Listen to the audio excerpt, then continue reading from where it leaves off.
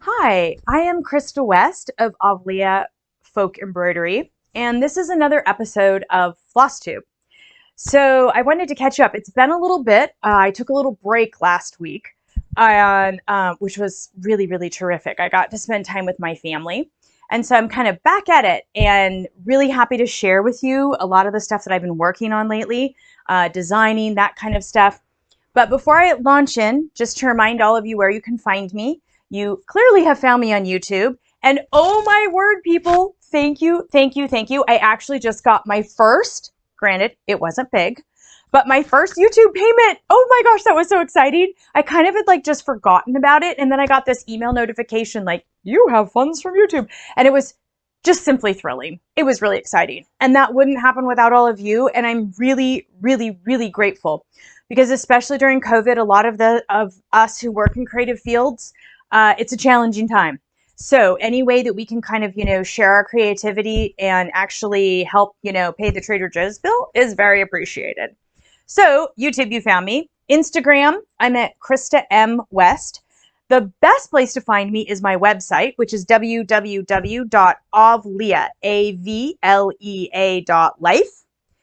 And sign up for the emails. I only send one a week. I'm on a schedule right now of sending one out every Saturday morning because I feel like, have your cup of coffee, see what's going on with Avlea. And they're not always trying to sell you something. I like to do things that are more informative and things like that too, care instructions, different things like that. So, and those of you who are signing up for the emails, thank you. I really appreciate that. That is really slowly helping to grow Avlea. And that has been fantastic for my family and I during COVID. So I really do appreciate that. If you know people that would enjoy the Avlea emails, if you could encourage them to sign up, that would be great. Right now we have we're right almost at 1,000 email subscribers, and I'm trying to hit that 1,000 mark. So that would be really great. So on to what I'm going to share with you today. Let's see. Yeah, that's every place you can find me and all that stuff. Well, as you can see, I didn't dress up for you today. I'm so sorry, but I have a gazillion kits to make today because Needlework Expo is right around the corner. For those of you who aren't familiar with that, basically Needlework Expo is this year it's a virtual, essentially conference or kind of like convention for needlework shops. It's essentially a wholesale trade show for needlework shops to go to. It normally happens in person the first weekend in March in Nashville and is called the Nashville Needlework Market. And since none of us can go, one of the vendors set this up as an online event. And so I'm really excited about that because going virtual this year during COVID is something that totally pushed me out of my comfort zone. I would never have done it on my own. And it's been incredible for me. It's allowed me to spend far more time. I have been with my family more this year than any year in the past decade. I'm not traveling all over the country all the time. And that has just been a profoundly wonderful change for me. Not that I didn't like traveling. I like traveling. I love getting on a plane and I love going and speaking and things like that. But it was really becoming a lot for me to be away from my family that much. I still have a 10-year-old. I think you guys know that, my trailer baby, Georgia. So she knows we call her that. We call her the best surprise of our lives. She is actually. And I really am grateful. But she's 10. And I feel like, that's an age where I kind of need to be around more. So virtual's been really great for me. And so Needlework Expo, so what it's like basically a virtual convention where all of these needlework shops come and they see what all of us vendors have. Now for other cross-stitch designers, it's a huge push for them because they're always releasing lots of new stuff. Because I don't work so much in seasonal designs, a lot of my stuff is more sort of timeless or meant to be used all throughout the year or that sort of thing. It isn't quite as much of a push for me, but I still have to be ready for those orders, for, kit orders and pattern orders. And all the shops want to see. It's a time for them to see, hey, show us your stuff. What have you done this last year? And I lost count, but I think I've released at least, if we don't count pomegranate collection designs, which are my $5 downloads, that are just kind of showing what I'm working on in process right now that don't have samples stitched yet. No, excluding those, I think I've released, 12 or 15 new designs this year. It's been quite a busy year, which is the way I like it. So I want to talk with you a little bit about, I want to share with you something old and something new and a couple of new things. And then I want to spend the rest of this Flosstube talking about beauty in our environment because I think it's just really important right now. And I'll get to that in a minute. So to start with, let's start with something old. This was actually one of my very first patterns that I released, and it's called Anatolian Odalesque. This is a really awesome little number. And in fact, what happened is I actually was scooting home from the gym, and I was changing my clothes really quickly, and I noticed, because I keep this on my dresser, and I love this design. It's one of my favorite designs I've ever worked. Do I say that like every episode? Like, this is one of my favorite designs I've ever worked. I probably do. So you can call me out on that. But this one I really, really like. It's a really neat repetitive design. And what I particularly like about it is, if you can see that, each one of the little florets here is outlined in the medium mocha brown. That's DMC 3032 for you floss nerds out there. And most outlining in folk embroideries tends to be very dark. So it tends to be like a dark color, it tends to be high contrast. This one is just so understated and gorgeous. And I love it too, because it's a really great repeat pattern. Like, I just made this smaller cloth like this, but you could make this as a long runner. This would be world's awesomest pillow. Cushion cover. Can you imagine a cushion just like of this, like just sitting on your couch, like just beckoning to you every day to sit down? That'd be super awesome. So I thought it might be fun in my floss tubes to each floss tube try and feature an older design, just so that people can see that. Because I've added, let's see, at last count, I think I have 70 designs on the website. And considering that I only had 8 3 years ago, it's a lot. So some of these older designs kind of get pushed to the bottom, and I wanted to just sort of show them. But this is actually worked on legacy linen 30 count. But because, and this is the dower linen, the one that's actually been discontinued. I still have a small batch of it, I'm happy to report. And I'm using it for limited release kits. I still have about 10 yards, which is super exciting. But this design doesn't necessarily need the legacy linen. You could work this on pretty much any kind of, I think it looks best on a 30 count, but you could work it on any kind of fabric because so much of the design covers the fabric. So that's Anatolian Odalesque. So that's an old design. Now moving on to the new stuff, I'm really excited to share with you the newest toque kit, which should be out really, really soon. This is going to be, wait for it, it's a really long name, Peloponnesian Pomegranate. Isn't it awesome? Oh my gosh, I loved this. And the little pomegranate seeds in here are all French knots. And I was really surprised how quickly this one worked up for me. Most of these take me a little longer, but this one, just the design worked up really quickly. I love pomegranates. I love to eat them. I love them in art. I just love everything about pomegranates. Always have. In fact, we'll take a moment. I'll tell you a really sweet story about a pomegranate. And maybe this is like why I like pomegranates so much. So anyway, so this will be out really soon. Probably another couple of weeks. I'm hoping to release this right around beginning of March. We're waiting for the photo cards to be printed and finish up all the like stitch diagramming and all that kind of stuff. Oh, cool factoid too before I share my story. This stitch in here, I was looking for a new stitch that I wanted to like, because on each of these kits, I'd love for people to like build their skills or try a new stitch. So in this one, I looked up fishbone stitch, which is really nice. It's not exactly like Romanian couching, but has kind of that same rhythm to it. And interestingly enough, in one of my older Greek research books, it was referred to as Byzantine fishbone when it's worked closely. So I thought, who knew? I thought that was a really interesting little factoid. So Peloponnesian Pomegranate coming very soon. And if you want to know when that's ready, sign up for the email because this will definitely be the little feature when this guy goes out. Interestingly enough, this was designed for a friend of mine who actually is a midwife, and she was going to a midwifery conference. They're having a big midwifery conference in April, and they wanted something like an embroidery kit to work on because it's going to be mostly a virtual conference. And she asked me, and it turns out that when I did research, pomegranates are not only symbols of restoration and rejuvenation and rebirth, they're also symbols of fertility. I know, all the seeds and everything. So, and I thought that was really cool. And so I proposed that to them as like a historical design that, you know, has very much still a very modern meaning. And they loved it. So they're actually getting the first batch of the kits, which is exciting. So, the pomegranate story. So this is great. So I don't know if I've shared this in a floss tube, but I actually got, I married my high school sweetheart. I got engaged at 16 and married at 18. And we're still married and still happily married, which is really great too.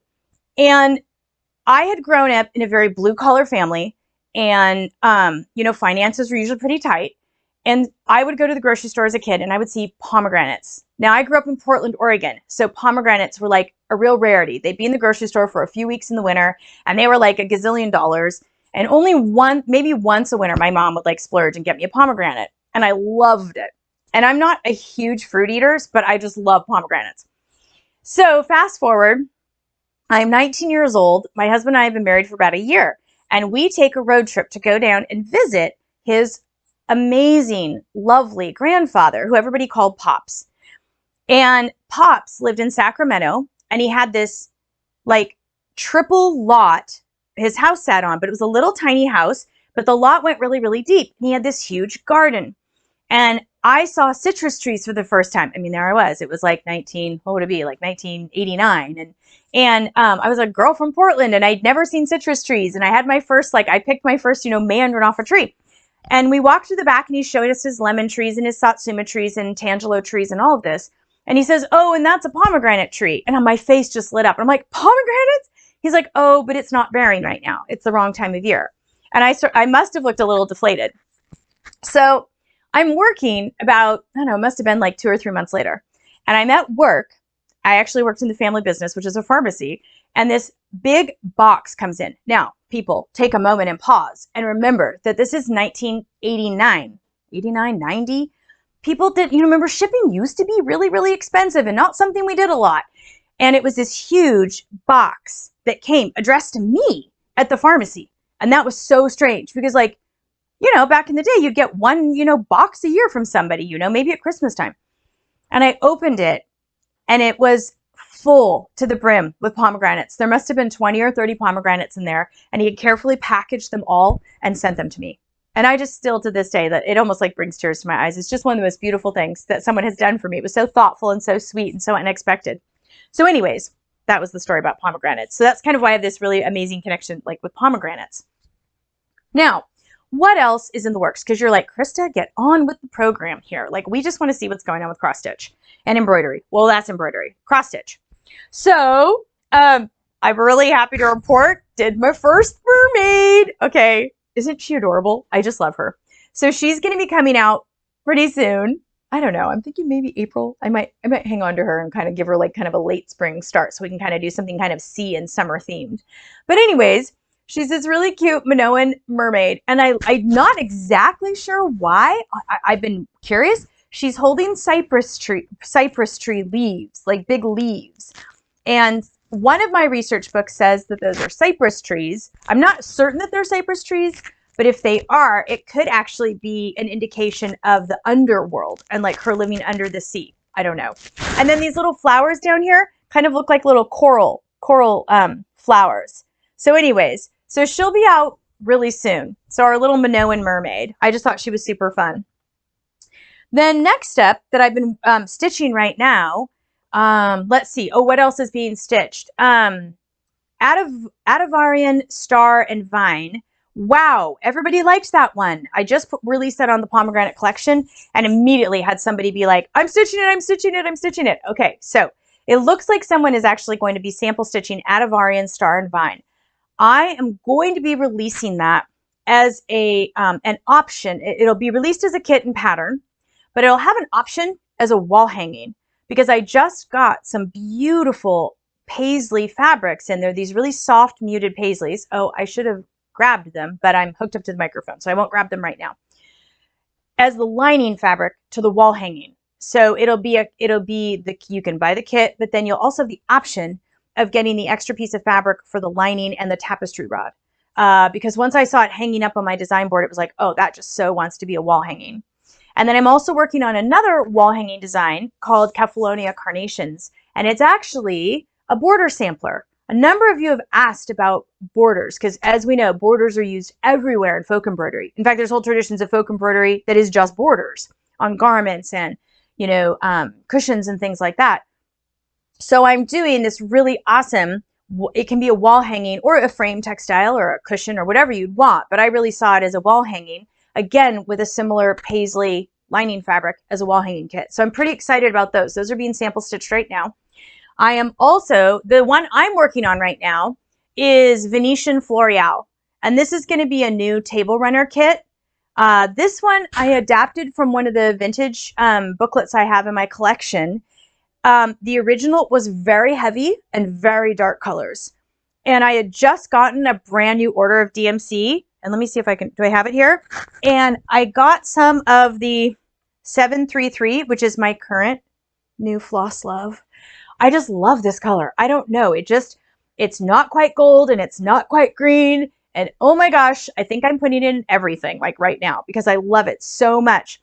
And this Venetian Floriale allowed me, let me see if I can turn it so you can see the pattern.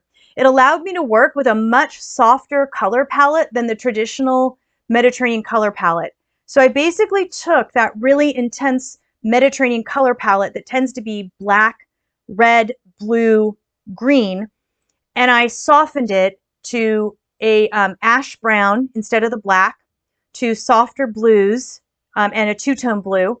I used the 733, the olive, and then I switched out the red to the 21 alizarin, which, as you know, is another one of my great loves right now. Loving that one too.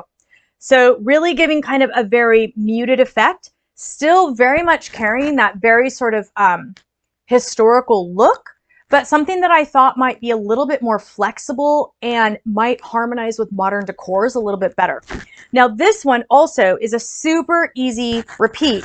So basically you just work, you know, on this will be the size of the table runner kit that we offer. And this is worked actually, and I should have ironed it, but I didn't.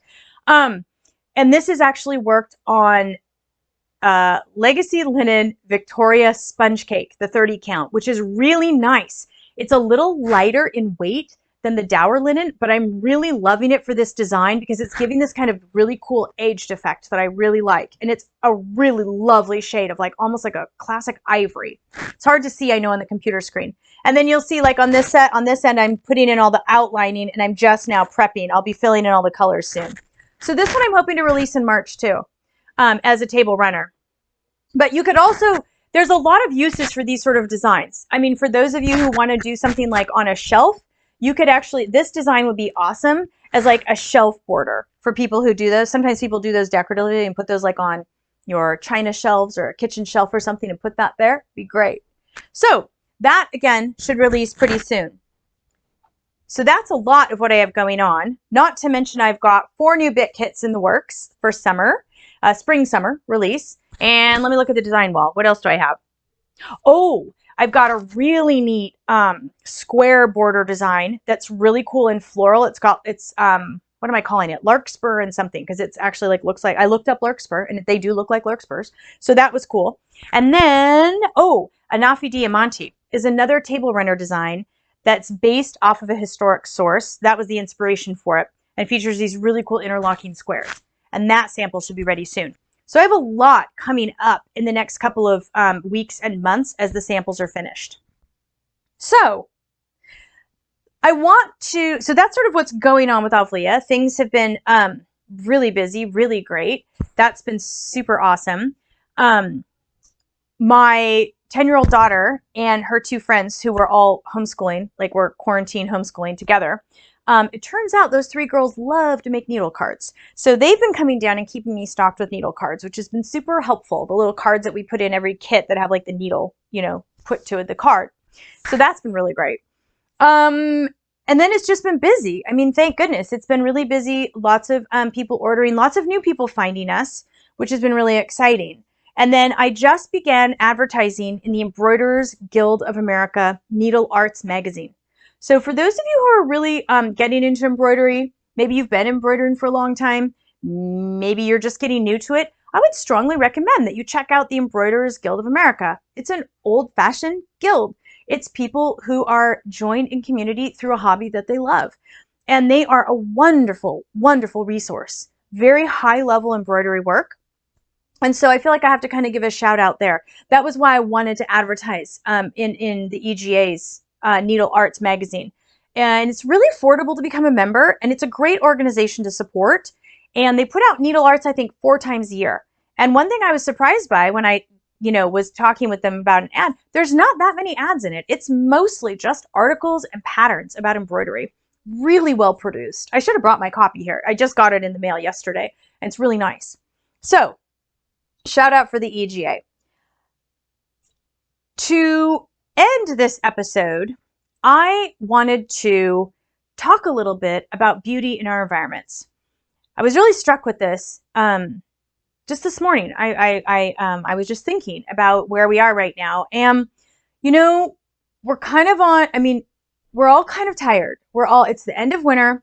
It's still, for a lot of us, we're living in places where it's dark out. It was literally very dark in my house last week because we had a major ice storm and we were without power for 5 days and internet for like 8 days.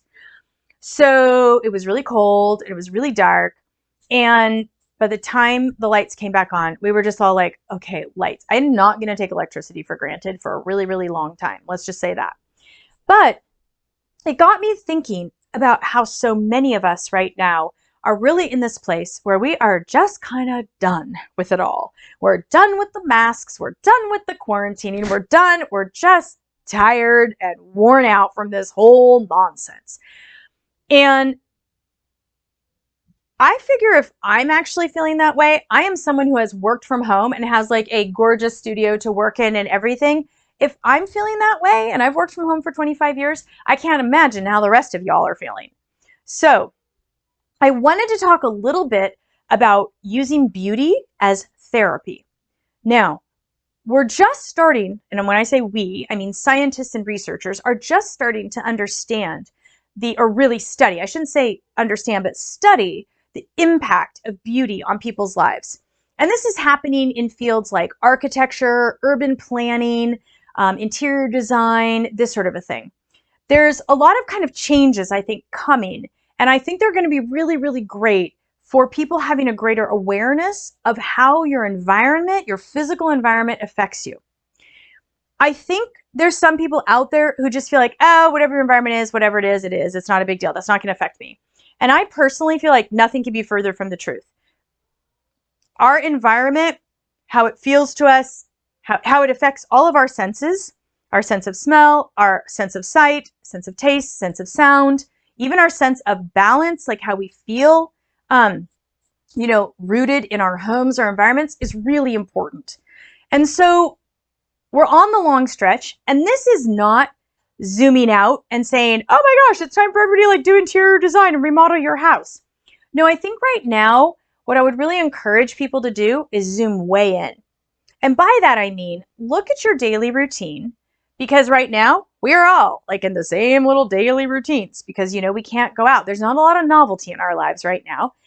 And I feel like one of the things we can use is the physical things that we interact with kind of as regular touch points throughout the day to take a moment to pause and appreciate beauty and hope that moves us to gratitude, which is really challenging. I know that's hard. And I'm not saying that as a Pollyanna thing because I know for many, many people, this is really, really tough. What I'm just saying is beauty can sort of relieve the burden a bit. So I thought I would share with you kind of walk you through my day with some of the little things that I use as sort of beauty touch points throughout the day. So, and when I'm saying beauty, I'm not meaning necessarily cosmetics, although I would say that actually lipstick definitely plays a part in my, for me, of just being able to feel beautiful and go out in the world and feel put together, that sort of a thing. But I'm talking more about the things that we interact with. So I thought I'd start first with my morning coffee mug, my tea mug. So my daughter got this for me a number of years ago, and it was actually, it's handmade. They were having the ceramics studio at her school was having a sale, and she bought it for me. But it is so beautiful. It's like this beautiful shape. It's this beautiful dark blue color, and it fits my hands really well. And I really, really love it. And so when I make my tea in the morning first thing, I try to just, again, this is brief, 2 or 3 seconds. I try to look at my mug and think, oh, and just take that little pause of like, I just looked at something beautiful and it's restoring me and refreshing me. Now, so my mug is kind of the first thing I really see in the morning that really affects me that way. I do actually keep textiles around my house. Like I do actually use them all over my house. And so like I do have my runner that sits on my dresser. So like just as I'm getting dressed, I'm looking at that. When I am going to go out somewhere, as many of us are, We're all like wearing, the t-shirt, the leggings, I mean, hey, I put a cardigan on for y'all. Do you feel excited? Okay. We're dressing very, very casually, which I actually think is kind of like interesting. I'm curious to see where that goes after COVID, just from sort of a garment history point of view. But another thing that I'll do is I don't have very many of them. I have just maybe 3 or 4, but I have 3 or 4 really beautiful silk scarves. This is one actually from the Metropolitan Museum of Art in New York. That's usually like what I pick up as a souvenir back when I was in New York every year. I get them for myself, for my daughters, or whatever. And this is so easy to just like, throw on your pretty scarf and just some little something that makes you feel beautiful when you go out the door. Scarves are great for that. Plants. I started keeping a plant on my desk next to my computer. And this, I have to say, has been kind of a big surprise to me because I am definitely, at least up till now, not been a plant person. But when we moved into this house likes plants. I know it sounds weird, but this house has a very definite personality and it really likes plants. And suddenly I'm not killing plants. I have plants all over the place and I'm really becoming quite the plant mama. But I put this on my desk and just like the warm terracotta and the greenery, when as soon as I go to open up my laptop every morning, it's like, oh, okay, there that is. And it just feels beautiful. So if you can add some greenery or bring some of nature into you, that can be a wonderful place to sort of experience beauty. I also write a ton, like throughout the day. And I have different pens and things for different things. Like I have certain pens and pencils for pattern drafting, and I have certain specialty pens for using with my like special notebooks that like upload into graphic design programs in my computer and stuff. But think about what you're using as a pen and a notepad. If you're a person who takes notes, writes things down in your Post-it note. I'm even picky about what color of Post-it note I'll use. Like right now I have like the soothing kind of, green ones because I really like that color and it makes me think, oh, spring is coming. Those little things. So what kind of pen are you using? Are you writing with a writing implement that actually brings you joy? My very favorite are the Sharpie pens. I love these. These are my go-to, but I also really, really like the little Le pens. We bought those when I was in high school, and my local downtown stationery store still carries them, and they come in fun colors like teal and burgundy and green and red and things like that. So I usually have one of those too. So if I'm having a day where I'm feeling a little blah or it's really, really gray out, I grab a colored pen instead of a black pen, and I just make all my notes in colored pen and colored ink because it's like, well, it's something I can do that brings a little color into my life. I also recommend, now this is going to be a little bit of a sales pitch, but good needle minders. If you're stitching, like have pretty needle minders or needle minders that you really, really like. I offer 2 of them. I have 2. One is the basic Avlea one. Sorry, I'm not showing that very well, am I? There's that one. Okay, that's our one that's like our logo. And then the new Arcadian Rose one, which is really pretty too. This is actually the Arcadian Rose embroidery kit done as a little cloisonné needle minder. So a needle minder, like having something nice that you touch, keeping your embroidery work in a nice work bag or like wherever you keep it. Also, another thing that I think can be really helpful to sort of uplift our mood and things like that are candles. I actually keep several different kinds of scents around, and I use them differently. Like in the afternoon, if I'm sort of winding down from a long day of work, I might like light something like vanilla. But if I'm in the middle of a really big work session, I'm doing a bunch of pattern drafting or something, then I'm going to use something that's like more like lemon or grapefruit or something that's going to really kind of pep me up. So if you're sort of drawn to this idea, I would suggest that you just sort of go through your daily routine and look for where there are opportunities, little micro opportunities for beauty, and upgrade those things. Again, a mug, a candle, a pen, a scarf. We're not talking about a lot, but these are just little things that keep you sort of in touch and in a line with beauty, like throughout your day. So that was today's Flosstube. Just reminding you all, you can find me, I already gave you the website, www.avlea.life. I forgot to mention, I have a new blog. That's been really fun.